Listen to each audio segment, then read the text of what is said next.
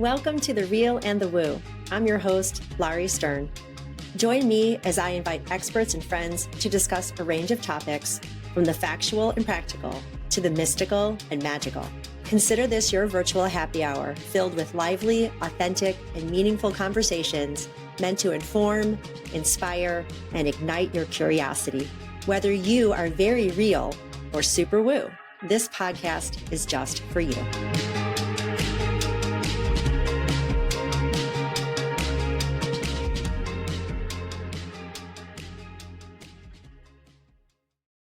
Welcome to The Real and the Woo, and Happy New Year 2026.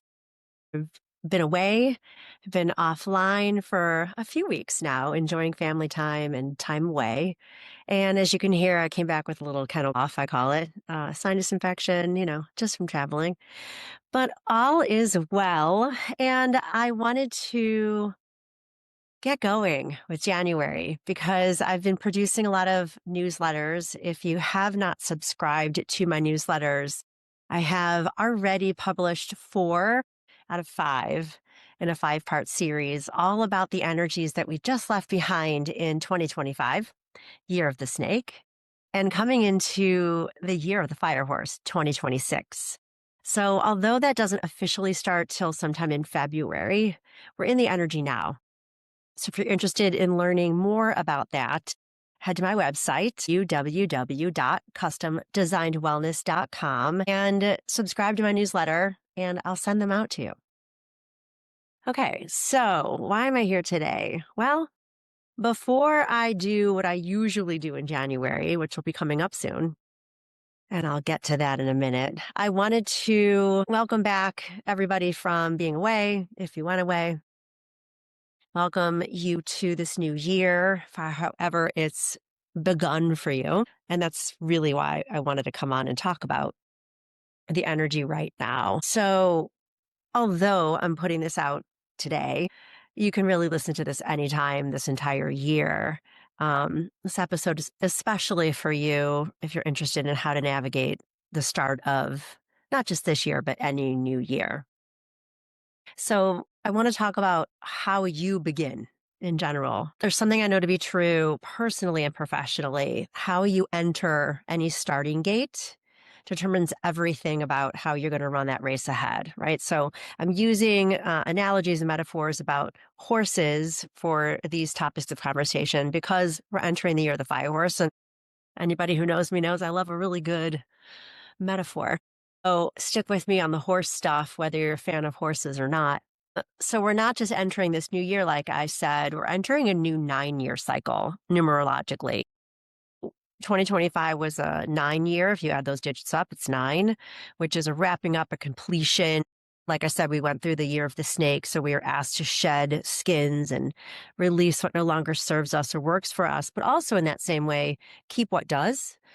And it took a lot of work, and it takes a lot of work to determine what the layers might be, how to shed them, when to shed them, why we would want to toss them. And then also it takes a lot of bravery, learning, and a good hard look at yourself to know what you're not complete with quite yet and what will serve you moving forward into this year that you do still need to wear and carry. So this year being a number 1 year, if you add the digits up of 2026, it's a 1, a 10 to a 1. So we went from the collective snake year, all about the we, we're moving into this number 1, which is all about the me. And right away, when I say that, I just want to caution, it might sound egotistical, it might sound selfish, but it is and it's not, right? So when we take responsibility for ourselves, that's what I'm talking about. Ownership, empowerment, empowered authenticity is a phrase, I like to use a lot. And that's what this year is about. It's a year of initiation, leadership, authorship, and beginning again intentionally on purpose. So, big duh. It's a new year. So of course it's a new start. But how we start really, really does matter to how we navigate not just the entire year, but especially this period right now that we're in, these next 4 to 6 weeks, let's say. So, because it's a year of the fire horse, I want to remind you what that means a little bit. It means speed, independence, momentum, forward motion. So, all that stuff's very much in the air. I don't know if you can feel it. I can feel it. But in that same way, it's hard, at least for me, not to get caught up in it, right? So it's like a new year, you want to go from the start. And these newsletters that I produced recently are all about, again, how do we start? And there's a number of ways that we do that. And I've been guilty of all of them, right? And we'll get to that. So the question is, what energy are you bringing into this new year? And let's talk honestly about January for a moment. So January does have a reputation. It's aggressive. It's loud. It's full of messages that say, start fresh, go big, fix yourself, do it now. And for a lot of people, January doesn't feel so inspiring. It doesn't just feel inspiring. Sorry. It feels really activating. The word I was just going to use is it feels a little aggravating because we hear words like start fresh, go big, do it now. And again, we are so easily caught up in that. And the idea of how to work with momentum in this year of the me and the I is determining for yourself how to start your race, right? So some of us do, jump right out. We hit the ground running and we don't burn out. Some of us take on too much. We make too many promises and resolutions. We want to do new diets, make new friends, keep the old, all the things. And then by, February, we're pretty burned out. So this is a marathon this year. And for sure, we're going to be galloping and racing for parts of it. And maybe we started out that way. When I'm talking about this right now, for some of you, you might already be saying, oh, yeah, I kind of started a little too quickly out of that gate. So again, this podcast is all for everybody, every type of person running that race when the bell rings, whether you crawl out of that gate or sprint. Okay. So sometimes this energy in January, it feels exciting, but it can be overwhelming and it can be, frankly, terrifying. Some people, my friends, have reported they kind of feel left out or left behind if they don't have an idea of what they want to do new this year.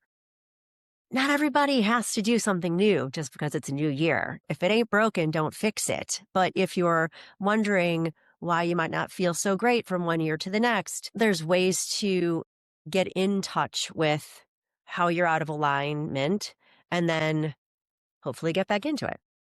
So when we start something new, the gift, and I laugh because you're not going to look at it that way, but the gift is our old patterns and habits come right along with us, right? So if we haven't done the work to release them by even just noticing what those habits and patterns might be that don't work for us, then we are going to carry them with us into this new year or any year. And even just wanting to think about looking at our patterns and looking at our habits, like I said, have been guilty of all the ways, all the paradigms, right? The sprinter, the galloper, the crawler. I get so excited to start something fresh that I just want to do it all right away. I do lack patience. But some of us hesitate. We drag our feet, kicking and screaming. Takes a lot of time to process new ideas or new ways to consider how we look at ourselves. We're tired, maybe from traveling or partying, and we're just not sure we trust ourselves, right? How to look at ourselves. And that also translates to there's a lot going on in the world. So some of us lack trust that the world will take care of us in the way that it may have been. We have fear for the future and on and on and on. So what we want to take a look at, especially at the beginning of the year, is what patterns are we dealing with? What habits are we recognizing? And unconsciously, who's running the program, who's running our show, right? So there's that authorship, there's that empowerment. If we are unable to determine for ourselves what sort of programs we have running behind the scenes, then we're just like walking through life with our eyes closed, being led versus taking charge.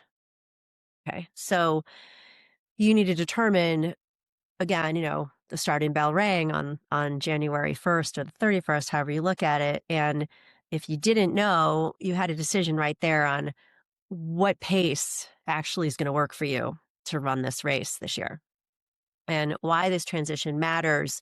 So if 2025 felt a little emotional or heavy, again, it asked us to do a lot of reflecting and rewording, maybe reworking things. It was full of endings for some of us, whether you recognized it or not. Again, a 9-year is a wrap up. So if things kind of fell away, if you lost friendships or jobs or relationships, you might not think of it as a gift right now, but it was intentionally meant to go last year so that you can start fresh this year. So a lot of clearing out, a lot of letting go, a lot of release practices, emotional processing and shedding all those skins. But 2026 is different. So again, we shift from that we mentality to the me mentality. And that can feel really empowering or it can feel really destabilizing. So if you don't have a good sense of yourself or you lack self-worth, self-esteem, you might be insecure, then saying words like take charge, get empowered, take ownership may wig you out. And that's okay. Just that's where you are right now. Because claiming authorship means you don't get to blame anyone or the astrology or the year anymore. You don't get to wait for permission. You don't need to. And you don't get to or need to stay small and call it humble, right? So when we're getting our big pants on and really taking ownership and taking charge and feeling empowered, a lot of stuff gets triggered. And of course, it will come up later. Those triggers, those cringes within our body are areas within the chakra system where we have healing and woundedness, just any imbalance, right? So if, for example, thinking about standing up on a soapbox and really speaking your truth makes you feel like someone's going to accuse you of being egotistical and conceited, that's an imbalance within yourself because you're allowed to stand up on the soapbox and speak your truth. It takes practice, but staying humble and dimming your light isn't going to serve you for sure. And it isn't going to gather around you people who are now living in the same vibration that you may be or you may want to be. Okay. So in that same way, stand on the soapbox, but you also need to ground your energy, right? So it's all a balance between groundedness and lift. And so when we're fiery and wanting to do all the things, we can burn out if we don't bring those things to ground somehow, right? So what is groundedness? It's just finding some centering, it's finding a few moments of calm before you go get on the soapbox again. So again, because we're going into the year of the fire horse, I'm using this metaphor of a starting gate. And I just kind of want you to close your eyes and picture a racehorse in a starting gate. If you've ever been to the horse races or seen them on TV, they have to enter this gate before the race starts. How would you feel if you're the horse? Is the stall too narrow? What is the smell inside of that gate? There's other horses next to you. Are you getting inspired by their energy or are you freaked out by their energy? And the stall is both a constraint, but it's also a possibility, right? Horses don't just show up and run. They train first on how to even approach the gate. They do a lot of work. I did some research on this. It's fascinating. They train to walk into that gate. They have to learn how to enter it calmly, and they have to learn how to stay within the stall before the bell rings, also calmly.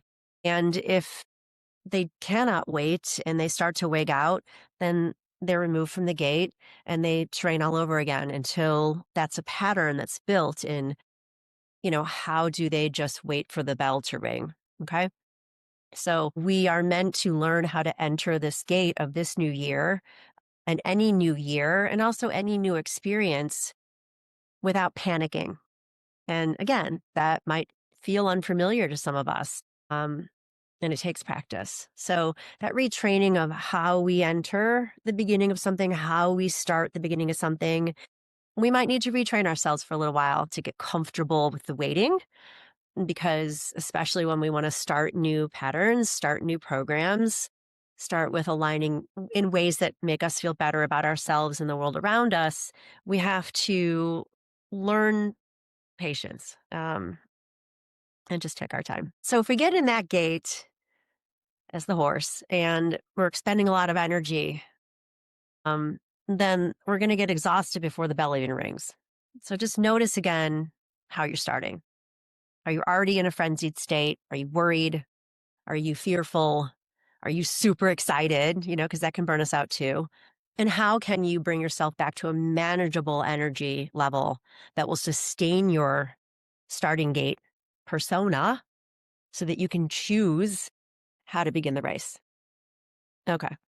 So the question becomes, how do you enter new chapters? Do you rev your engine immediately? Do you overcommit right away? Do you try to transform everything that's not working for you and you want to change by February? Or do you hesitate, hold back, or stay half attached to what's already over? Neither leads to endurance, right? So the frenzied sprint out of the gate and the hesitation, sort of sluggish idea or fear of even leaving the gate isn't going to help you win the race. So the sweet spot is calm and alert readiness. And that only happens when we've actually honored what we're done carrying. So again, the idea of horses, they're beasts of burden. They are meant to carry loads, right? But if they're race horses, they have to carry the lightest load, the lightest jockey. So we're all going to be carrying things into this new year. The idea is to decide and discern what we want to carry, right? Just because we've been carrying a bunch of baggage doesn't mean we need to keep carrying it. And how we let that baggage go matters. That is work in and of itself because we're so used to carrying and wearing these layers that we call ourselves or our responsibilities, whatever labels we have been carrying, we get to toss them if they really don't match who we are. And that tossing can bring up a lot of triggers as well. For example, it can create the feeling of you're dishonoring your family, you're dishonoring your parents or your upbringing. If you decide to turn a corner and change the programming, maybe you want to change your religious beliefs, maybe you're changing your sexuality, you're changing your friend group, you're moving out of state, whatever the change is, notice what comes up for you as you're thinking about making that change or actually making the change. Because those little messages or loud messages have everything to do with imbalances that are bubbling up, and they're meant to, although they're not easy to look at or feel or experience, but we're meant to experience our experiences so that we can heal and repair what we need to so that we're not burdened any longer moving forward. So we're allowed to let stuff go. And I just want to talk about tarot for just a second. I'm not a tarot reader. I'm a huge fan of tarot. And since COVID, so for several years now, I've gotten into listening to a few of my trusted tarot people. And I love the magician card for several reasons. I wrote about this recently, but I'll tell you, it came in a download while I was at the gym on the bike. Before I even knew what the magician card even looked like, I had this image of what is now my logo of me sitting in Sukhasana, lotus position, seated position, with one hand down to ground and one hand up to sky with an infinity symbol over me. And then it was soon after I had this image on this bike that I was listening to something and they talked about the magician card. So it was like, oh my God, right? That was like a huge synchronicity right there. And it was sort of one of those moments, and I have several all day long, where it's like I catch myself being amazed, like, this stuff really does happen and it really happens to me. So the download of my logo definitely connects to the magician in the tarot. And what I love about the magician is he or she combines and possesses all of the other suits, right? So the magician carries the wands and the swords and the cups and what's the other one? Oh my God. He carries all the suits. And the magician alchemizes as necessary which ones to use, right? Wands, swords, cups. It's out of my mind. Anyway, so what the magician does through this alchemization is use discernment, when to use the fire, when to get to ground, when to pause, when to act. And this year, this 2026, isn't about more effort necessarily. It's about smarter energy, using our efforts in a wiser way. So that's where I have to admit again, I lack patience. I get so excited to even bring you this podcast, for example. I couldn't wait to do it. And now I'm making all sorts of mistakes, which is totally fine. But I want to get this word out immediately. And in that same way, when I learn something new, I want to apply it immediately to myself. And so, just as a cautionary tale, take me as an example. If you lack patience like I do, just notice it and maybe change that pace up a little bit. Everything we learn is exciting and wonderful, but it cannot possibly be integrated right away and have it stick, right? You can throw some band-aids on, but it's not really going to sink in unless you really work with things in a methodical and intentional way. Because listen, when we learn something new and it brings us an illuminating feeling or experience, we want to stay there. And when we see possibility, we want to move right towards it. And that enthusiasm is so real, it's authentic, but it's also something, like I said, I have to learn how to pace for myself. You know, however you're wired, I don't want you to feel like you need to suppress your natural inclinations. But again, if you feel or find yourself burning out or unable to stick to something, that's a good clue that you have some work to do in how you pace yourself with information and how to work with it. Which brings me to what everybody tends to talk about in the new year, which is New Year's resolutions. And again, if you've been receiving my newsletters, not just this year, but starting last year, intentionally, I don't make New Year's resolutions. I make New Year's evolutions because the words are quite different, right? Resolution to me, and you can look it up on your own, but how I take the word resolution is it's very finite and structured, very inflexible, puts a lot of pressure on me or people. But an evolution allows for discernment. It allows for us to learn what works and what doesn't work as we're moving towards goals, right? So it's not that we don't want to make goals, but for some of us, listen, some of us need strict goals and accountability in that way. I'm not one of those people. Um, tend to make a schedule and then I'm the first person to bust that schedule. And then I get all mad at myself. I'm like, then I think, well, who the fuck cares? I'm the one that made the schedule in the first place about putting these podcasts out and all the things. So I laugh at myself because I am ridiculous. Just hopefully, as we can all laugh at ourselves in our versions of ridiculousness, make a schedule. And if you need to break it, give yourself grace, unless it's a job and you've got a deadline. But if it's something like this where you're making the idea of something you want to try, it's a diet. Let's say it's a diet. That's a universal thing for everybody in January. And okay, you go out with your girlfriends and now, you're not doing your dry January anymore. Or, you've got a family dinner and you said you weren't going to eat meat in January and now you're enjoying a delicious steak. You can get right back up on the horse in the year of the horse to start again. Doesn't mean you have to start from zero. Maybe it does, but it doesn't mean that you throw the baby out with the bathwater either. Just because you got off your diet for a meal, um, give yourself a chance to get back on the diet, back on the plan, back into the program with humility, make adjustments, fine tune. Again, evolve, grow and change, evolve. We learn as we go. And hopefully, what we learn works for us will stick. And it might not stick forever, but if it's working for us for a period of time, we're allowed to let it stick, just as we're allowed to let it go. So I'm going to slow this down a little bit. You might want to get out a journal, perhaps, or pause and grab a journal or come back to this and write for yourself to consider.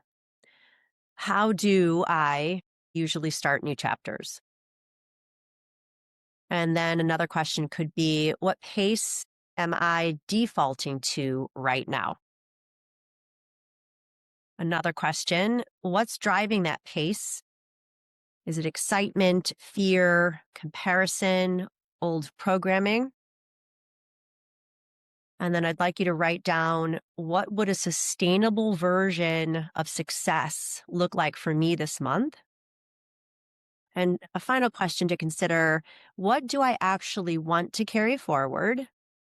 And what am I done dragging behind me or all over me? So as we move forward this year, I'm going to be talking about how this energy lives in our body. And because mindset alone doesn't create change, it's a good place to start. But we're asked this year, instead of thinking to feel, we are being asked to feel in order to think. And you guys know I'm a big fan of Jeanette Biro, and she just was talking about this recently, and she's been talking about it a lot. And I love the way she connects that. We've gone from this thinking mind to feel to living through our heart centered authenticity, leadership, empowerment, authorship. And then we get to decide what we think. Okay. So it's very different. We are meant to be living from our hearts. And I've been talking about this just on my own for a long time as well. As you know, working with chakras, the heart is the bridge between the lower and the upper, right? So when we're working as a bridge, think about ways we connect, not just within ourselves, but from ourselves and to ourselves. So, mindset alone doesn't make change. Awareness of ourselves doesn't necessarily make change, but the combination of what our minds are doing, the awareness of what and how we're operating, and then embodying that learning makes lasting change. So for me and my mission and my passion, and it's part of the brand of my business, my secret sauce is integrating the chakra system, this ancient system, into the modern bodies we have to navigate the lives we're living now. And I do that in a variety of ways through yoga and movement. I do it with my Reiki practice with my clients. I do that with my straight talking dialogue clients and workshops that I create that embody movement or just straight discussion. So this will be my 10th year teaching yoga through the chakras in all of my classes. And so I plan on bringing you these next several weeks, learning about each chakra and ways for you to hopefully understand and embrace and embody that learning in ways that work for you. The brand, as you know, I'm working with in my custom design wellness, the workshops I produce we do come with instructions. And that's intentionally phrased that way because for those of you who are not into the woo-woo words like chakras or energy wheels, you can understand the idea of coming with instructions. So I've said this before, and I'm going to keep saying it. We are like tables from IKEA. We have instructions on how to be assembled. And when we were born, we came with those instructions. And I wish that we really did come with instructions so our parents could bring us home from the hospital and look at those instructions and work with those. But what happens is we come home from the hospital and our parents are working with their instructions and they write our instructions. And so my mission and my joy is to help you and empower you to rewrite your own instructions. But if you don't understand you have them, you don't understand how to read them, nor do you understand how to rewrite them, then it's going to be harder for you to consider that you're a body meant to evolve and change, work and rewrite and feel the best and truest version of yourself. And so my hope is that in 2026 and beyond, you're going to get there. And I'd like to be one of the people that help you get there. So thanks so much for listening. I know this was a lot. Again, if you want to read more about some of these themes that I discussed today, head to my website. I'm also going to link it in the show notes below. Sign up for my newsletter or shoot me an email, Lauri, Lauri, at customdesignedwellness.com, and let me know what you're looking for. I've got free consultation calls. I've got programming on my website, and I think 1 hour to 2 hour sessions you can sign up for anything that I offer. But it all starts with that conversation. So you can go ahead and sign up if you already know me for things. But if you don't know me so well, or you don't know yourself so well and what you even might want from me, then just let's have a conversation, because my intuition starts working the moment we say hello. And you can see I'm smiling so big. That's my favorite thing. Really designing and alchemizing the customized pathways that work for you and your body and where you're at, so that we can work together in a way that honors you. All right. So, a happy, healthy, amazing new year. And I will be back again to start talking about the root chakra. Okay. Until then, have a great, wonderful day and week ahead. Bye.